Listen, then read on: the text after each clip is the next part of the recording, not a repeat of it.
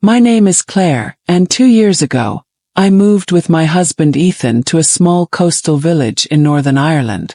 We were tired of the noise, the traffic, the constant rush of city life. We longed for peace. For the sound of waves, the scent of wildflowers, and the soft wind that moved through the trees.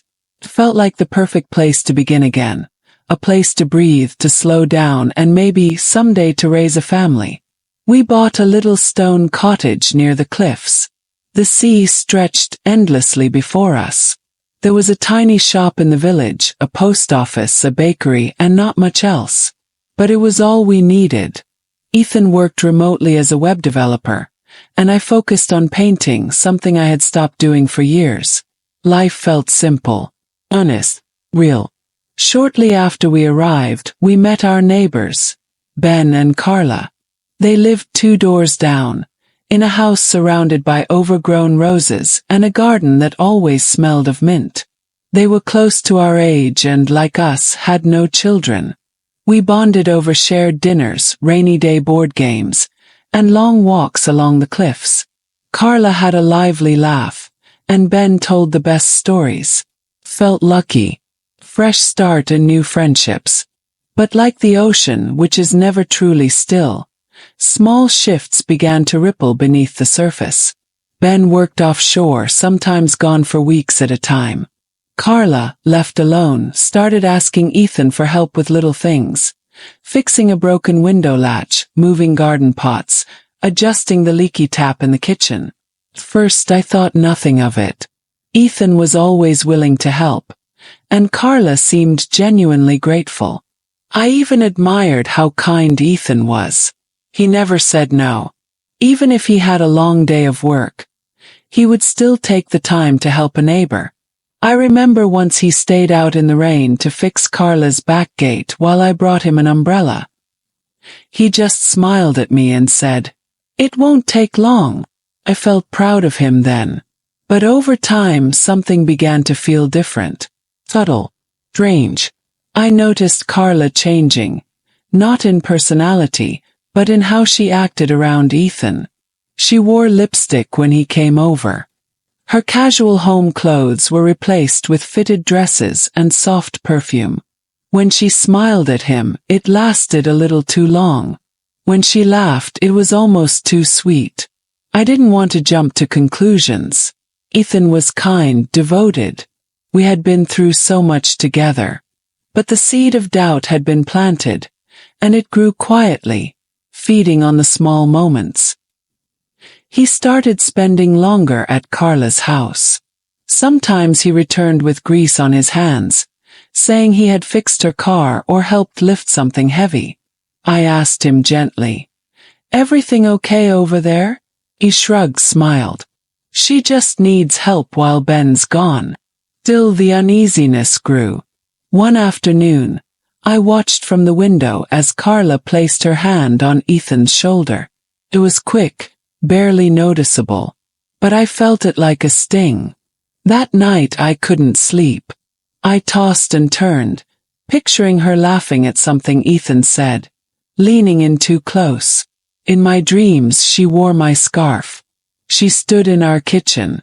The next morning I decided to see for myself. When Ethan said he was heading over to help fix Carla's porch light, I waited 10 minutes, then walked over with a plate of scones. Carla opened the door, surprised. Her smile flickered for half a second. "Claire, what a lovely surprise." Inside, Ethan was crouched under the light fixture, tools beside him. Carla offered me tea. I declined. We stood in silence for a moment. Her perfume was strong, almost dizzying. I stayed only a few minutes. As I walked back, my stomach churned. I couldn't say exactly what was wrong, but I knew. Just knew. That night I told Ethan everything. How I felt. How I noticed Carla's behavior. How it was affecting me. I tried to keep my voice calm. I didn't accuse, I shared. He listened. And when I finished, he took my hand. "Claire, I'm so sorry. I didn't see it the way you did. But I believe you. And I'll change it." From that day, things began to shift again. Ethan stopped going to Carla's place. We spent more time together. Morning walks, quiet dinners, long conversations that we had forgotten we missed. But Carla didn't disappear completely. A week later, she came to our door holding a cake. "I made this for you and Ethan," she said, her voice light. "Thanks," I said, trying to be polite. "Is Ethan home?" she asked, eyes scanning past me. "He's resting," I replied. Her smile didn't reach her eyes. "Oh, well, enjoy." She turned and walked away. I closed the door slowly, feeling something ease inside me. Later I told Ethan about her visit. He chuckled. "She's just trying to be friendly." Maybe. But I wasn't so sure. One morning at the market, Carla approached me. "You know," she said, "Ethan is such a helpful man. I don't know what I'd do without him." I forced a smile. "Yes, he's wonderful." She tilted her head. "He's more than just wonderful, isn't he?" I said nothing, just nodded and walked away. The walk home felt longer than usual. I kept replaying her words in my head. Was she trying to provoke me? Or was it just who she was? Either way, I decided something important that day. I wouldn't let her take up more space in my mind. Weeks passed. Ethan and I started making plans again. Planting flowers, talking about future holidays, looking at nursery colors. I felt him come back to me fully. I remember one Saturday morning we sat on the porch drinking coffee. The sea breeze was cool, and the light bounced off the waves in soft gold. Ethan reached over, brushed a strand of hair from my face and said, "This is where we belong." And I believed him. Then one morning Ethan came in with a letter. "Ben's coming back," he said. He got a new assignment nearby. When Ben returned, Carla changed. She stopped waving when we passed on the street. She stopped asking for help. It was like someone had turned off a light. Few months later they moved away. We heard Ben had accepted a job in the city.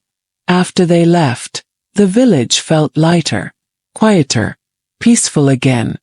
One evening, Ethan and I sat on the porch watching the sun dip into the sea. The sky burned orange and pink. I turned to him. "I'm sorry I doubted you," I whispered.